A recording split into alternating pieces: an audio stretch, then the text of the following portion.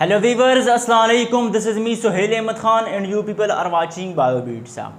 हम chapter first start किया है हमने कल से फर्स्ट ईयर बायोलॉजी का. कल हमने स्टेनिंग का जो टॉपिक था वो हमने किया था और वो आप लोग देख सकते हैं अगर आप लोगों ने मिस किया है. आज हमारा दूसरा टॉपिक है वो है कि क्रोमेटोग्राफी. क्रोमेटोग्राफी होती क्या चीज़ है. पहले तो ये जाने कि क्रोमेटोग्राफी का मतलब क्या होता है.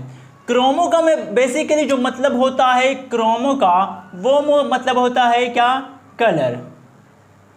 और जो ग्राफी का मतलब है वो हमारे पास होता है टू राइट. क्या मतलब हो गया. क्रोमो का हमारे पास मतलब होता है कलर और ग्राफी का मतलब है हमारे पास टू राइट. अब क्रोमेटोग्राफी कौन सी टेक्निक है. बेसिकली क्रोमेटोग्राफी जो होती है वो ऐसी टेक्निक होती हैं जो सॉल्यूशन में जो डिज़ॉल्व सॉल्यूट्स होते हैं उनकी जब हम सेपरेशन करते हैं उसी को क्रोमेटोग्राफी कहते हैं. डिफाइन करते हैं कि it is a technique of separating two और more dissolve solutes which are present in a solution. ये एक ऐसा टेक्निक है जिसमें हम दो या दो से ज़्यादा डिज़ॉल्व सॉल्यूट जो होते हैं किस चीज़ में मौजूद, सॉल्यूशन में जो मौजूद होते हैं हम उनको क्या करते हैं, सेपरेट करते हैं. यानी कि मतलब ये हुई कि क्रोमेटोग्राफी एक ऐसा टेक्निक है जो सॉल्यूशन में दो या दो से ज़्यादा डिज़ॉल्व सॉल्यूट को हम सेपरेट करते हैं या क्या करते हैं या उनकी डिडक्शन करते हैं. उस टेक्निक को नाम दिया है क्या चीज़, क्रोमेटोग्राफी. यहाँ तक उम्मीद है कि आप लोग को समझ आ गई होगी. अब ये देखते हैं कि क्रोमेटोग्राफी की इम्पॉर्टेंस हमारे पास क्या है. कहते हैं कि it is used to identify the components of mixture. Chromatography जो है ये इस्तेमाल होती है किस चीज़ में, identification of components of mixture. यानी जब हम किसी मिक्सचर के कंपोनेंट्स को हम क्या करते हैं, आइडेंटिफाई करते हैं तो वो हम क्या चीज़ यूज़ करते हैं, हम क्रोमेटोग्राफी यूज़ करते हैं. यानी क्रोमेटोग्राफी की मदद से हम मिक्सचर की कंपोनेंट्स की क्या करते हैं, आइडेंटिफिकेशन करते हैं. फॉर एग्जांपल यहाँ पर एग्जांपल मैंने लिया है इंक की. हम प्रॉपर एग्जांपल के थ्रू हम यहाँ पर डायग्राम के थ्रू मैं आप लोग को समझाऊंगा कि इसको हम कैसे सेपरेट करते हैं. फिर कहते हैं कि drugs can be identified in blood और यूरिन बाय क्रोमेटोग्राफी. जो ड्रग्स हैं उनकी भी हम आइडेंटिफिकेशन करते हैं किस चीज़ में, ब्लड में और यूरिन में with the help of chromatography. यानी क्रोमेटोग्राफी की मदद से हम यूरिन और ब्लड में ड्रग्स की आइडेंटिफिकेशन भी करते हैं. फॉर एग्जांपल स्मोकिंग होती है. स्मोकिंग में क्या होती है, हम क्या करते हैं, आइडेंटिफाई करते हैं कि जो निकोटीन वगैरह हैं कि हम ब्लड में और यूरिन में इसकी आइडेंटिफिकेशन को कैसे करते हैं या कौन मदद देती है. सो हम क्रोमेटोग्राफी की मदद से इन सारे ड्रग्स की यूरिन और ब्लड में आइडेंटिफिकेशन करते हैं और साथ साथ में जो मिक्सचर के कंपोनेंट्स होते हैं उनकी आइडेंटिफिकेशन के जब हम करते हैं तब भी हम क्रोमेटोग्राफी यूज़ करते हैं. अब चलते हैं टाइप्स की तरफ के. क्रोमेटोग्राफी के कितने टाइप्स होते हैं हमारे पास. क्रोमेटोग्राफी के टाइप्स हमारे पास ज़्यादा हैं लेकिन चूँकि हम यहाँ पर एफएससी लेवल पर पढ़ रहे हैं, फर्स्ट ईयर के लेवल पर पढ़ रहे हैं, सो हम यहाँ पर दो टाइप्स डिस्कस करेंगे. एक है हमारे पास पेपर क्रोमेटोग्राफी और दूसरा है हमारे पास कॉलम क्रोमेटोग्राफी. ये तकरीबन सेम ही होती हैं. सो मैं पेपर क्रोमेटोग्राफी आप लोग को पढ़ाऊँगा. से जो कॉलम क्रोमेटोग्राफी होती है वो भी सेम ऑलमोस्ट सेम ही है. कहते हैं कि paper chromatography it is having two phases. याद रखें कि पेपर क्रोमेटोग्राफी में हमारे पास दो फेजेस होते हैं. दो फेजेस कौन कौन से, एक को हम नाम देते हैं स्टेशनरी फेज और दूसरे को हम नाम देते हैं मोबाइल फेज. स्टेशनरी फेज वो फेज होता है जो एक जगह पर रुका होता है यानी उनकी मूवमेंट नहीं होती. और ये जो दूसरा मोबाइल फेज है ये एक जगह पर रुका नहीं होता बल्कि ये क्या करते हैं, मूवमेंट होती है. ये वो फेज होता है जिनकी क्या होती है, मूवमेंट होती हैं. अब स्टेशनरी फेज में हमारे पास पेपर क्रोमेटोग्राफी में क्या चीज़ स्टेशनरी फेज में होती है और कौन सी चीज़ हमारे पास मोबाइल फेज में होती है. तो याद रखें कि जो पेपर क्रोमेटोग्राफी में पेपर जो हमारे पास होती है वो हमारे पास स्टेशनरी फेज होती है. यानी अगर आपसे पूछे कि पेपर क्रोमेटोग्राफी में स्टेशनरी फेस कौन सा होता है, तो जो पेपर है हमारे पास ये स्टेशनरी फेस पे होता है, और जो सॉल्वेंट है, सॉल्वेंट यहाँ मतलब अक्सर हम क्या लेते हैं, अमूमन जो लेते हैं हम वाटर लेते हैं। तो जो मूवमेंट करता है, जो मोबाइल फेज होता है पेपर क्रोमेटोग्राफी का, वो हमारे पास वाटर होता है या सॉल्वेंट आप लोग कह सकते हैं। तो अब ये तो हो गया कि स्टेशनरी फेज और मोबाइल फेज क्या हो गई। अब मैं प्रॉपरली एग्जाम्पल के थ्रू आप लोग को समझाऊंगा। जो हमने एग्जाम्पल ली थी इंक की, सही है। यहाँ पर मैंने एक बड़ा बीकर लिया हुआ है। क्या चीज़ लिया हुआ है? ये सारा का सारा हमारे पास बीकर है। अब बीकर में मौजूद ये जो है हमारे पास ये पेपर है, सही है। और ये जो आप लोग को जो ब्लैक डॉट नज़र आ रहा है, ये हमारे पास क्या है, एक इंक स्पॉट है। और ये जो नीचे मैंने रेड और ब्लू शो किया है, ये हमारे पास क्या है, वाटर है, सॉल्वेंट है। अभी आप लोग कह रहे होंगे कि सर ये कौन से वाटर हो गए जो लाल और नीले वगैरह लगाए हैं। ये मैंने वैसे आप लोग को शो करने के लिए किया है। सो ये हमारे पास सॉल्वेंट, ये हमारे पास ब्लैक इंक स्पॉट। अगर नज़र नहीं आ रहा तो मैं इसको थोड़ा बड़ा कर देता हूँ। ये जो है हमारे पास ये क्या है, ये एक इंक स्पॉट है, और इसी के साथ ये हमारे पास पेपर है, ठीक है। अब हम ये देखते हैं कि ये जो इंक स्पॉट है हमारे पास, ये तो ब्लैक नज़र आ रहा है, लेकिन इसमें मुख्तलिफ कलर्स है, यानी मुख्तलिफ कलर से मिलके ये ब्लैक स्पॉट नज़र आप लोग को आ रहा है, मुझे भी नज़र आ रहा है। सो इसका ये मतलब नहीं है कि ये सिर्फ ब्लैक कलर हैं, इसमें और भी कलर्स हैं। अब हम ये फाइंड करेंगे, हम ये क्या करेंगे, जिधर यहाँ पर हमने लिखा था कि हम इसको क्या करेंगे, सेपरेट करेंगे। जो डिफरेंट कलर्स हैं हम उनको सेपरेट करेंगे, या उनकी हम क्या करेंगे, डिडक्शन करेंगे कि इस ब्लैक स्पॉट जो हैं, इंक स्पॉट जो हैं, इसमें और कौन कौन से कलर मौजूद हैं। सो अब हम ये फाइंड करेंगे, यानी क्या करेंगे, मालूम करेंगे। तो अच्छा याद रखिए कि ये जो पेपर क्रोमेटोग्राफी है, जो यहाँ पर इंक स्पॉट मैंने ड्रा किया है, जो लगाया हुआ है, इसको हम वाटर यानी सॉल्वेंट में हम डिप नहीं करेंगे। जो वाटर की जहाँ पर मिकदार होगी उनसे थोड़ा ऊपर इसको रखेंगे। ये जो इंक स्पॉट है इसको डिप नहीं करेंगे, डबोएंगे नहीं पानी में, बल्कि हम इसको थोड़ा ऊपर रखेंगे। अच्छा, तो ऊपर तो हमने रखा है ये जो हमारे पास सॉल्वेंट, इससे ऊपर हमने क्या रखा है, इंक स्पॉट रखा है। अब आप लोग को मालूम है कि जो वाटर है ये राइज होता है विद द हेल्प ऑफ किसी से, या ड्यू टू कैपिलरी एक्शन। यहाँ पर मैंने लिखा है कि H2O start rising due to capillary action ना। ये जो वाटर है, ये जो सॉल्वेंट है, अब ये यहाँ ऊपर क्या करेगा, इसी तरह क्या करेगा, मूवमेंट करेगा और ऊपर जाएगा, ऊपर राइज होना शुरू होगा। किस चीज़ का, वाटर का। क्यों वाटर राइज होगी, बिकॉज ऑफ कैपिलरी एक्शन। ये यहाँ पर मैंने लिखा है, ठीक है। अच्छा, पानी तो ऊपर जाना स्टार्ट हो गया। अब यहाँ पर जो है मैंने दूसरा वही बीकर बनाया है, वहीं मेरे पास क्या है, ये जो सॉल्वेंट है, और ये हमारे पास क्या है, पेपर है। और ये जो आप लोग को इंक स्पॉट नज़र आ रहा था, अब पानी क्योंकि ऊपर जा रहा है, ये जो एरो आपको नज़र आ रहे हैं ब्लू ब्लू, इसका मतलब है कि water is moving upward because of क्या, बिकॉज ऑफ कैपिलरी एक्शन। सो इस वजह से अब यहाँ पर सिर्फ आप लोग को ब्लैक स्पॉट या ब्लैक कलर नज़र नहीं आ रहा, बल्कि आप लोग को रेड भी नज़र आ रहा है, ब्लैक भी नज़र आ रहा है, और ब्लू भी नज़र आ रहा है। तो हमने ये सेपरेट कर दिया, हमने ये फाइंड आउट कर दिया कि ये जो इंक स्पॉट था ये सिर्फ ब्लैक नहीं था, बल्कि इसमें और भी कलर थे, जिसको हमने अलहदा कर दिया, यानी सेपरेट कर दिया। इनकी हमने डिडक्शन किया। डिडक्शन मीन्स डिडक्शन नहीं, डिटेक्शन, यानी हमने इसको क्या किया, डिटेक्ट किया कि यार इसमें और भी कलर्स हैं, और उसको हमने अलहदा कर दिए। तो ये था हमारे पास पेपर क्रोमेटोग्राफी, कि हम इंक स्पॉट को हम कैसे डिफरेंट कलर्स उसकी फाइंड कर सकते हैं, उनकी सेपरेशन कर सकते हैं, सही है। अच्छा, आप लोग के बुक में जो लिखा है कि ये जो पेपर क्रोमेटोग्राफी है ये किस चीज़ के लिए यूज़ होता है, ये यहाँ तो मैंने आप लोग को इंक स्पॉट की एग्जांपल दे दी। आप लोग के बुक में जो लिखा है मैं वो यहाँ पर लिख देता हूँ कि आप लोग के बुक में लिखा है कि paper chromatography is use for the deduction of क्या चीज़, शुगर, इसी के साथ अमाइनो एसिड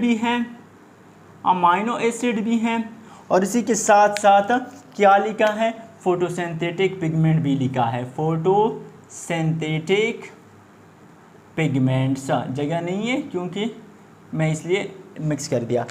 आप लोग के बुक में लिखा है कि जो पेपर क्रोमेटोग्राफी है, यानी paper chromatography is use and the separation of what amino acid, sugar as well as the photosynthetic pigments. अब ये जो हमारे पास कॉलम क्रोमेटोग्राफी है ये भी इसी तरह सेम होती हैं, लेकिन एमसीक्यू में अगर आपसे पूछे कि the most common chromatography is क्या, एमसीक्यूज में यहाँ पर लिख देता हूँ। एमसीक्यू फॉर एग्जाम्पल पूछे कि द मोस्ट कॉमन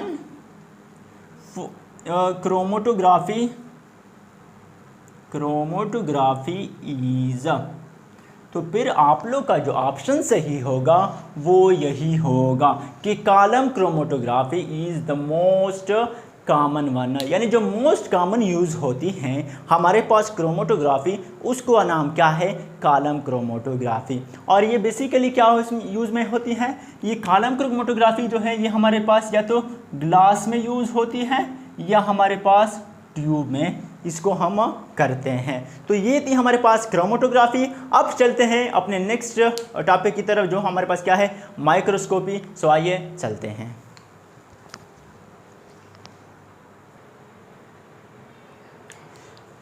अच्छा, हमारे पास जो दूसरा टॉपिक है एक सिंपल सा छोटा सा टॉपिक है माइक्रोस्कोपी। आप लोग को आता भी है लेकिन आप लोग के कोर्स में है, सो मैंने यही बेहतर जाना कि आप लोग को मैं पढ़ाऊँ। पहले तो ये थोड़ी हिस्ट्री आप लोग देखें माइक्रोस्कोपी।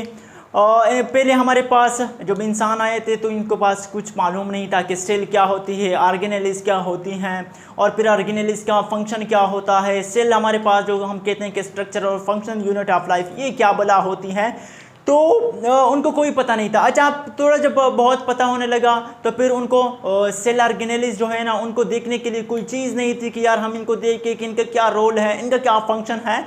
तो हमारे पास फिर साइंटिस्ट ने काम किया इसके ऊपर, दिन रात मेहनत की, तो फिर माइक्रोस्कोप बनाया, फिर उनको ताकि उनके जो ऑर्गेनेलिस हैं, जो सेल्स हैं, उनको स्टडी कर सकें। सो पहले जो माइक्रोस्कोपी हैं ये बेसिकली क्या चीज़ होती हैं, तो ये याद रखें कि जो हमारे पास study of microscope is known as microscopy. क्या है, स्टडी ऑफ माइक्रोस्कोप जो है हमारे पास इसको क्या कहते हैं, माइक्रोस्कोपी, यानी the study of microscope is known as microscopy. So ये थी हमारे पास माइक्रोस्कोपी कि माइक्रोस्कोपी क्या चीज़ है, study of microscope is known as microscopy. अच्छा, सबसे पहले माइक्रोस्कोप जिस इंसान ने बनाया उसका नाम क्या था, ज़ेचरिस जेनसन। स्पेलिंग में अगर कोई इशू है तो वो है गलत हो सकता है, तो आप लोग काइंडली करेक्ट करें, सही है।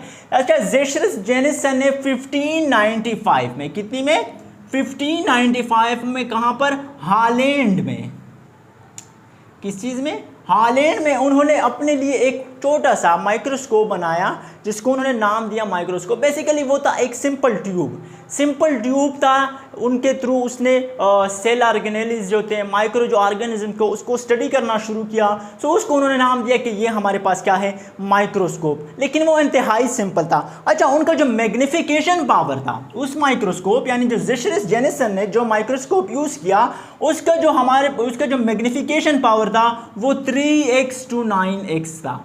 x मतलब क्या, x मतलब टाइम्स, यानी जब हम एक चीज़ को देखते हैं आंखों से, सो वो हमें 1x मतलब एक ही चीज़ एक ही टाइम ज़्यादा वो क्या होती है, दिखाई देती हैं। लेकिन जब हम इस ट्यूब को यूज़ करते थे, जो हम इस माइक्रोस्कोप को उन्होंने यूज़ किया, तो उसको चीज़ें 3x to 9x देखने लगे, यानी 3 से 9 गुना बड़े उनको देखने लगे with the help of this tube या with the help of this microscope. So magnification power अगर आपसे पूछे कि पहले जो ज़ेचरिस जेनसन ने माइक्रोस्कोप यूज़ किया उनका मैग्निफिकेशन पावर क्या था, वो हमारे पास 3x to 9x था। अच्छा, फिर एक दूसरे साइंटिस्ट, एक डच साइंटिस्ट आते हैं। कौन आते हैं, डच साइंटिस्ट आते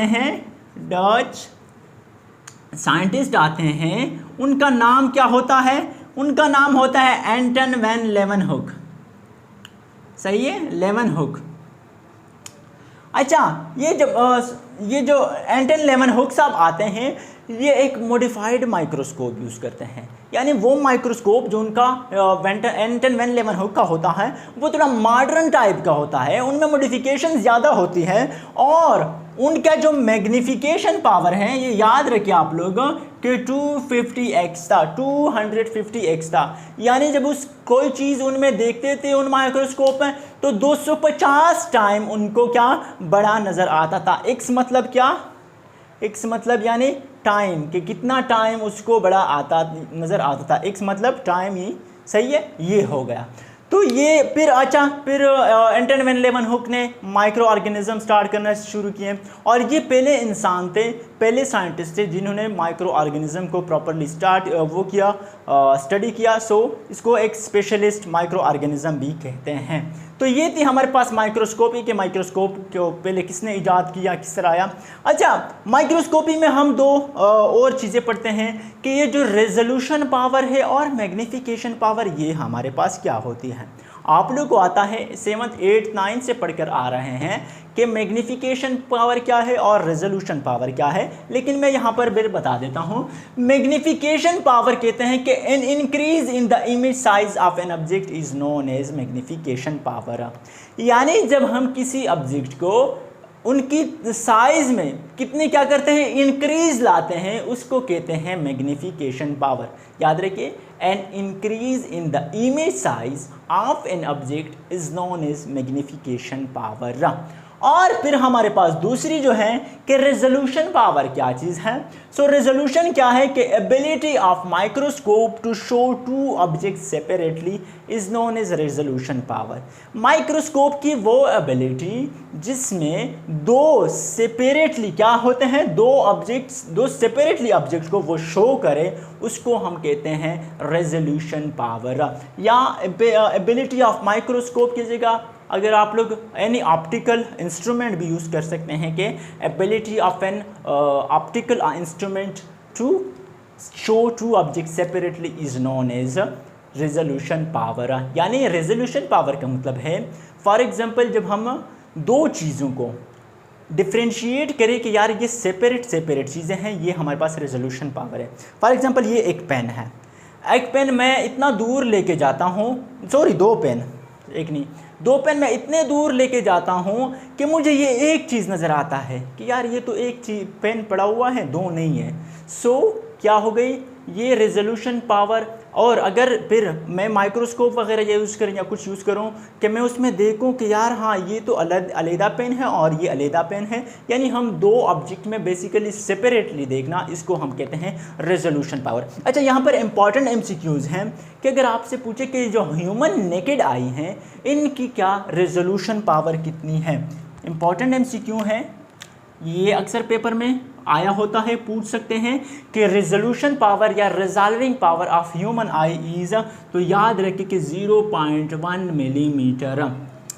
इसका मतलब क्या हो गया कि जब दो सेपरेट चीज़ें 0.1 मिलीमीटर के डिस्टेंस पे पड़े हो तो हम उसको डिटेक्ट कर सकते हैं, हम उन्हें देख सकते हैं कि ये हमारे पास दो अलग-अलग ऑब्जेक्ट हैं, दो अलग-अलग चीज़ें हैं। लेकिन अगर इससे डिस्टेंस कम हो जाए, 0.1 मिलीमीटर से और भी कम हो जाए, फिर हम उनमें डिफ्रेंशिएशन नहीं कर सकते कि ये दो चीज़ें हैं, हमें एक चीज़ नज़र आती है, हमें एक ऑब्जेक्ट नज़र आता है। तो ये हमारे पास मैग्नीफिकेशन पावर और रेजोल्यूशन पावर। अच्छा, माइक्रोस्कोप के फिर हमारे पास टाइप्स हैं। अगर आप लोग उसे टाइप्स के बारे में पूछे तो हमारे पास दो टाइप्स है, एक को कहते हैं लाइट माइक्रोस्कोप, क्या है लाइट माइक्रोस्कोप, और दूसरा हमारे पास होता है इलेक्ट्रॉन माइक्रोस्कोप। अच्छा, लाइट माइक्रोस्कोप को हम कंपाउंड माइक्रोस्कोप भी कहते हैं, सही है, क्या है कंपाउंड माइक्रोस्कोप भी हम इसको कहते हैं। और इसमें हम क्या करते हैं, यूज़ करते हैं light, use light to see an object, यानी हम जब किसी ऑब्जेक्ट को देखते हैं लाइट माइक्रोस्कोप में, हम क्या यूज़ करते हैं, हम लाइट यूज़ करते हैं कि वो उसको हम क्या करें देख सकें। अच्छा, लाइट माइक्रोस्कोप का जो हमारे पास मैग्नीफिकेशन पावर है, क्या है मैग्नीफिकेशन पावर जो हमारे पास लाइट माइक्रोस्कोप का है वो 1500x है। यानी हम जब कोई किसी चीज़ को देखते हैं लाइट माइक्रोस्कोप में तो वो 1500 टाइम 1500 गुना हमें बड़ा दिखाई देता है। अच्छा ये तो लाइट माइक्रोस्कोप। अच्छा रेजोल्यूशन पावर कितना है? रेजोल्यूशन पावर, MP का मतलब मैग्नीफिकेशन पावर, RP का मतलब रेजोल्यूशन पावर। अभी आप लोग बच्चे नहीं हो कि हमें 9th की तरह या 8th की तरह सारी चीज़ें आप लोग को ये पूरी लिखो। फिर उससे वीडियो लंबी होती जाएगी। मेरा वो कहना का मकसद ये है ये सिंपल से लिखने का कि आप लोग को कम टाइम में ज़्यादा से ज़्यादा चीज़ें सीखने का मौका मिले। रेजोल्यूशन पावर जो है वो हमारे पास 0.2 माइक्रोमीटर है। सही है, ये याद रखिए कि magnification power of light microscope is 1500x while the resolution power of light microscope is 0.2 micrometre. अच्छा दूसरा जो हमारे पास है वो है इलेक्ट्रॉन माइक्रोस्कोप। क्या है? Electron microscope. अच्छा इलेक्ट्रॉन माइक्रोस्कोप में हम क्या चीज़ यूज़ करते हैं? हम यूज़ करते हैं beam of electron. Beam of electron. सही है, we use beam of electron in electron microscope to see an object. हम इलेक्ट्रॉन माइक्रोस्कोप में बीम ऑफ इलेक्ट्रॉन यूज़ करते हैं ताकि हमें क्या ऑब्जेक्ट हमें दिखाई दे सके। ये हो गया बीम ऑफ इलेक्ट्रॉन। अच्छा इनकी जो मैग्नीफिकेशन पावर है, क्या है? जो मैग्नीफिकेशन पावर है इलेक्ट्रॉन माइक्रोस्कोप की वो हमारे पास 2 लेख है। एक आई दहाई सिंगला 1000 10,000 लैख। ये हमारे पास 2 लेख, ये जो बहुत ज़्यादा मैग्नीफिकेशन पावर है ये हमारे पास कितनी है? 2 लेख टाइम हमारे पास मैग्नीफिकेशन पावर है। और अगर इसकी हम रेजोल्यूशन पावर चेक करें तो ये हमारे पास 0.2 नैनोमीटर है। अच्छा इसमें कंफ्यूज नहीं होना, लाइट माइक्रोस्कोप 0.2 माइक्रोमीटर और जो इलेक्ट्रॉन माइक्रोस्कोप है वो हमारे पास 0.2 नैनोमीटर है। अच्छा फिर इलेक्ट्रॉन माइक्रोस्कोप। अच्छा यहाँ पर मैं एक चीज़ भूल गया कि जो लाइट माइक्रोस्कोप होता है उनमें हमें 2D इमेजेस नज़र आते हैं। लाइट माइक्रोस्कोप में 2D इमेजेस हमें शो होते हैं। ये एक चीज़ याद इसमें ऐड कर दें। और जो इलेक्ट्रॉन माइक्रोस्कोप में इसमें हमें 2D as well as 3D images नज़र आते हैं या शो होते हैं। अब इलेक्ट्रॉन माइक्रोस्कोप के फिर 2 फर्दर टाइप्स होते हैं। वो कौन कौन से हैं मैं यहाँ पर लिख देता हूँ। एक को हम कहते हैं ट्रांसमिशन इलेक्ट्रॉन माइक्रोस्कोप और दूसरा हमारे पास होता है क्या? Scanning electron microscope. सही है, ये 2 टाइप्स है किस चीज़ के हमारे पास? लाइट माइक्रोस्कोप और इलेक्ट्रॉन माइक्रोस्कोप। अच्छा जब हम क्या चीज़ देखते हैं? Transmission electron microscope. अच्छा जब हम इंटरनल व्यू करते हैं ऑफ सेल हम कौन सा माइक्रोस्कोप यूज़ करेंगे? हम ये वाला जो हमारे पास ट्रांसमिशन इलेक्ट्रॉन माइक्रोस्कोप है, इंटरनल व्यू ऑफ सेल। सही है, तो हम ये वाला यानी इंटरनल स्ट्रक्चर जो हम व्यू करेंगे सेल की, हम ट्रांसमिशन इलेक्ट्रॉन माइक्रोस्कोप क्या करेंगे? हम यूज़ करेंगे। अच्छा इसका जो मैग्नीफिकेशन पावर है हमारे पास, मैग्नीफिकेशन पावर है वो है 2,50,000 x। सही है, 2,50,000 x इसका क्या होता है? Magnification power. अच्छा और ये हमारे पास इमेज जो बनाता है ये 2D इमेज बनाता है। सही है, 2D इमेज। और जो स्कैनिंग इलेक्ट्रॉन माइक्रोस्कोप हमारे पास होता है ये क्या होता है? इसको हम जब स्टडी करते हैं किसी की सरफेस की, ये क्या होता है? Use to study the surface of cell. सही है, इसमें डिफरेंशिएट करें कि जब इंटरनल स्ट्रक्चर की सेल की हम स्टडी करेंगे तो हम ट्रांसमिशन इलेक्ट्रॉन माइक्रोस्कोप यूज़ करेंगे। जब हम सरफेस की स्टडी करेंगे सेल की, हम जो स्कैनिंग इलेक्ट्रॉन माइक्रोस्कोप है वो यूज़ करेंगे। अच्छा मैग्नीफिकेशन पावर जो ट्रांसमिशन इलेक्ट्रॉन माइक्रोस्कोप का है वो 250 है और स्कैनिंग का भी इससे थोड़ा सा ज़्यादा है, या इसको ही भी सिंपली यही 2,50,000 x भी ये क्या है। और जो हमारे पास ये जो इमेज बनाता है ये 3D इमेज बनाता है। सही है, सो मैं जल्दी जल्दी रिपीट कर देता हूँ कि लाइट माइक्रोस्कोप क्या होता है। इलेक्ट्रॉन और इलेक्ट्रॉन के दो टाइप्स हैं। लाइट माइक्रोस्कोप को हम कंपाउंड माइक्रोस्कोप भी कह सकते हैं और ये हम यूज़ करते हैं, लाइट यूज़ करते हैं to see an object. Magnification power हमारे पास लाइट की 1500x और जो रेजोल्यूशन पावर है वो हमारे पास 0.2 माइक्रोमीटर। और लाइट माइक्रोस्कोप के थ्रू हम 2D इमेजेस हमें शो होते हैं, हम देख सकते हैं। जो इलेक्ट्रॉन माइक्रोस्कोप हमारे पास होता है उसमें हम बीम ऑफ इलेक्ट्रॉन को यूज़ करते हैं और साथ साथ में उसका जो मैग्नीफिकेशन पावर होता है वो ट्रू लेक टाइम होता है और जो रेजोल्यूशन होता है वो हमारे पास 0.2 नैनोमीटर होता है। और जो इलेक्ट्रॉन माइक्रोस्कोप में हम 2D इमेजेस को भी देख सकते हैं, शो कर सकते हैं और 3D इमेजेस भी देख सकते हैं। फिर इलेक्ट्रॉन माइक्रोस्कोप के हमारे पास दो टाइप होती है, एक होता है ट्रांसमिशन इलेक्ट्रॉन माइक्रोस्कोप और दूसरा हमारे पास होता है स्कैनिंग इलेक्ट्रॉन माइक्रोस्कोप। अब ट्रांसमिशन इलेक्ट्रॉन माइक्रोस्कोप जब हम इंटरनल स्ट्रक्चर को वीव करेंगे सेल को, तो हम ट्रांसमिशन इलेक्ट्रॉन माइक्रोस्कोप यूज़ करेंगे। इंटरनल स्ट्रक्चर को लिए हम ट्रांसमिशन इलेक्ट्रॉन माइक्रोस्कोप यूज़ करेंगे और अगर हम सेल के सरफेस को हम स्टडी करेंगे तो हम स्कैनिंग इलेक्ट्रॉन माइक्रोस्कोप यूज़ करेंगे। इनकी जो मैग्नीफिकेशन पावर होती है वो ऑलमोस्ट सेम होती है, 2,50,000 time magnification power of transmission as well as scanning electron microscope. और जो ट्रांसमिशन इलेक्ट्रॉन माइक्रोस्कोप है ये 2D इमेजेस शो करता है और जो स्कैनिंग इलेक्ट्रॉन माइक्रोस्कोप है ये हमारे पास 3D इमेजेस शो करता है।